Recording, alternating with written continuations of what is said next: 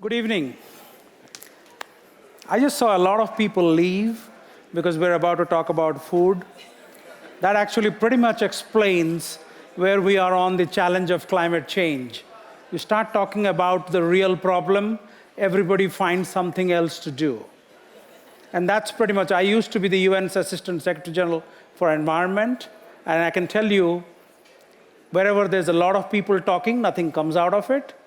And where something might come out, because a great audience of champions, of tech innovators, I would really like to have all of them sitting here listening. Not because I'm some great guy going to give them a lot of wisdom, but because this is the most important thing we should be talking about. And it comes for three reasons. First, we lack gratitude for people that produce our food.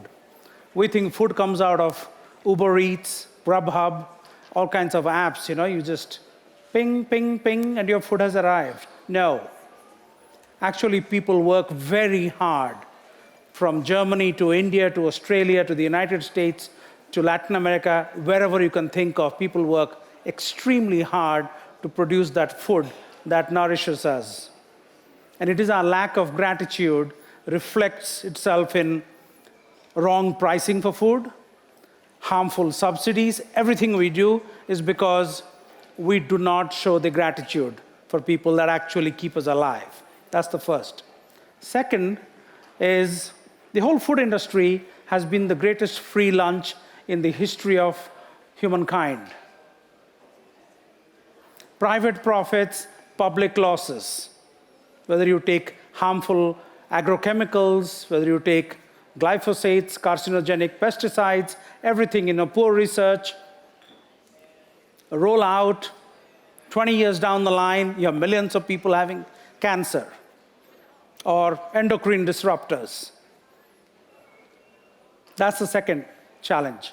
And the third, of course, is a mismatch between the resources needed to shift the food system to a meaningful one, because it's very expensive and nobody wants to do it. And if you can't, then we will face what we do. And let me tell you what we are facing. People often talk very indulgently about something called the Paris Agreement. And I know because I was someone very deeply involved in that. People say, oh, if you implement the Paris Agreement, all our problems will go away. No, our problems will actually multiply. Why? Because the Paris Agreement, if fully implemented, catchword, if fully implemented, would lead to 3.2 degrees of global warming. Everybody is sweating about keeping it under 1.5. And there is little evidence that the Paris Agreement is being implemented, barring a few countries. Even for those, there's a lot of activists who say they promised too little, no wonder they're achieving their goals. Because there was no common measure or any benchmark. Everybody came to the party, potluck. You brought your little thing or you brought a lot, everybody put it in, we call it the Paris Agreement. 1.5 degrees is talked about a lot. We'll actually breach 1.5 degrees guaranteed in the next 7 years. Anybody that tells you otherwise is lying, flat out lying. We're already at 1.3 degrees of global warming. At the rate at which we are growing, last year was the worst in our history. 43 billion tons of emissions. Even at 1.5 degrees of global warming, 70% of the coral reefs will bleach, which actually is home to most of the coastal fisheries, which actually feeds a billion people. Poor people get their protein from there. That's what we are talking about. And if we don't change the way we look at food, the way we produce food, and the challenge in all its manifestations, we're in for a very serious shock. And we'll all perish. Everything in the natural world exists in something they call the range of tolerance. Humans, other 8 million species, plants, creatures, insects, everything you can think of. It exists within a range of tolerance. Whether it's heat, whether it is water, whether it is air, pollution, everything exists within that. You breach that and you perish. It's not about my being the bearer of bad news. This is science. And it is happening at multiple levels. What is my good friend Johan Rockström calls the theory of planetary boundaries. We've already breached multiple boundaries. And there are consequences. But is everything lost? No. There's hope, actually. We can actually turn this thing around. But by focusing on the right things for the right reasons. People often talk about employment. You know, if you take the IT industry, the IT-enabled services industry, steel, automotives, and all their ancillaries, do you know how many people it employs worldwide? Roughly about 35 million. Yeah, these are industry figures, not speculative numbers. Do fact check everything I'm telling you. And agriculture employs 1 billion people worldwide. So it has to be a combination of technology, and which my good friends will be talking about in a bit, but that is not going to do the trick, because you still need billions of people to be employed. That will do a big part of it. What you know as the new innovations in food technology. But you still need to have billions of people employed. If 1 billion people are employed with an average family size of 4, that's 4 billion people. That's 50% of the world's population. If they have nothing to do, you won't have much of a society. So Munich Re came out just 2 days ago with this study of the insurance industry. Until 2005, the global annual losses to the insurance industry that they would have to pay for was $50 billion. It never crossed 50 billion a year.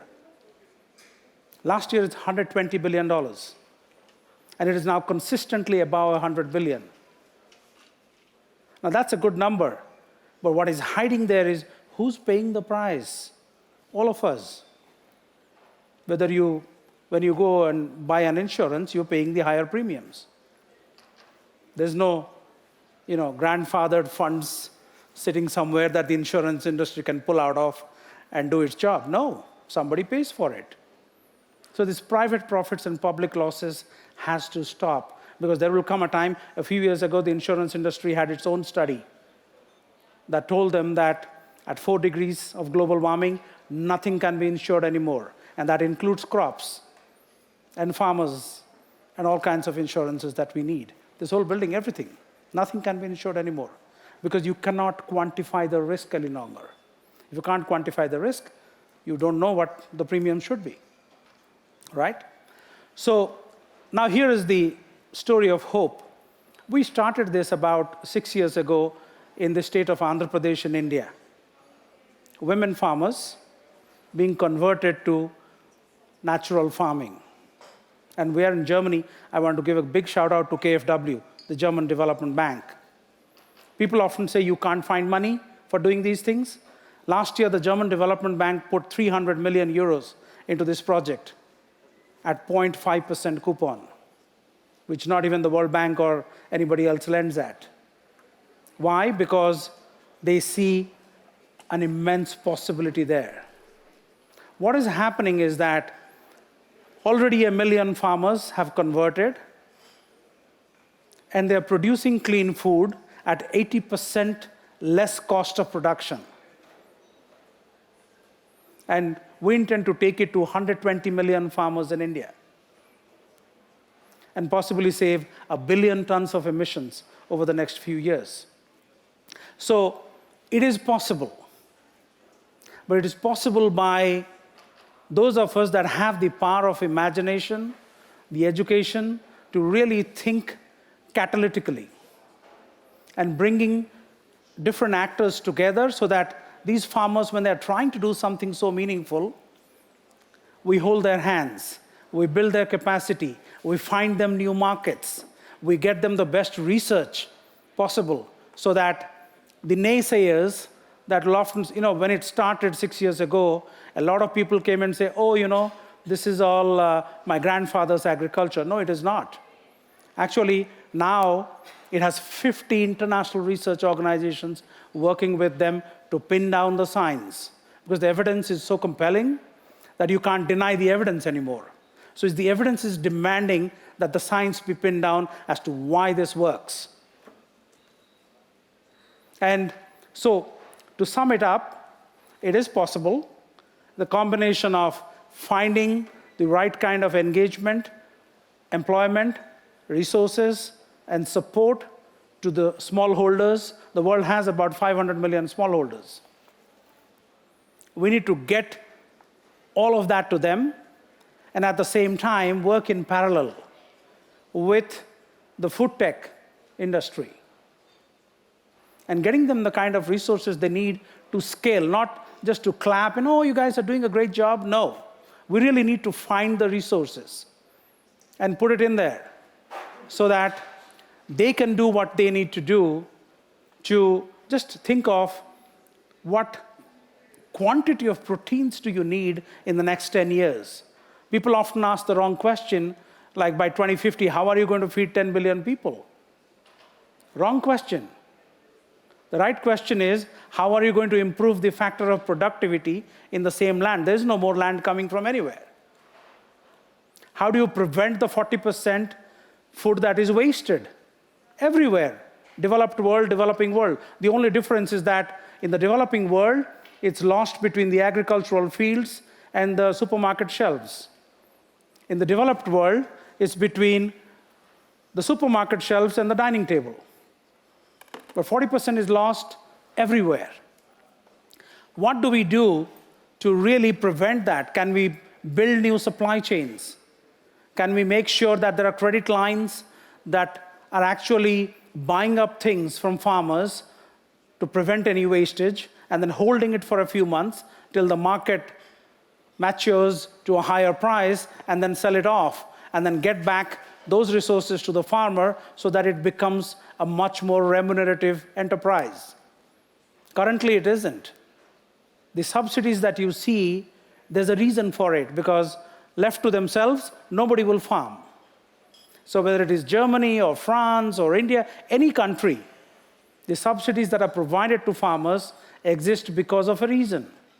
Because absent that, there will be no food grown anywhere. So that needs to change. And lastly, and most important, the best way to recognize the farmers' efforts to produce clean food, to bring back soil organic carbon, and make our ecosystems more healthy and more resilient, is finding a differentiated price for the carbon they sequester. We have fancy things, direct air capture.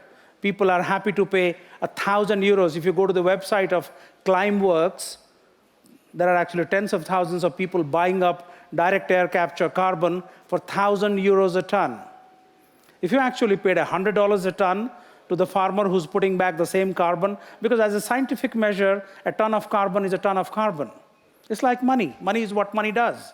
Money can be a source of great good or great evil, depending on whose hand it is and how it is deployed. Same with carbon. So let's find that, recognize the work, acknowledge what they're doing, and the pathway, how you get to that 1 ton of carbon. Because if you can give $100 to the farmer now, they can actually save the world. They'll change all their practices, they'll shun all these agrochemicals and harmful pesticides, and then they'll actually bring back nature in a way that we all desire to see but haven't seen in decades. Thank you.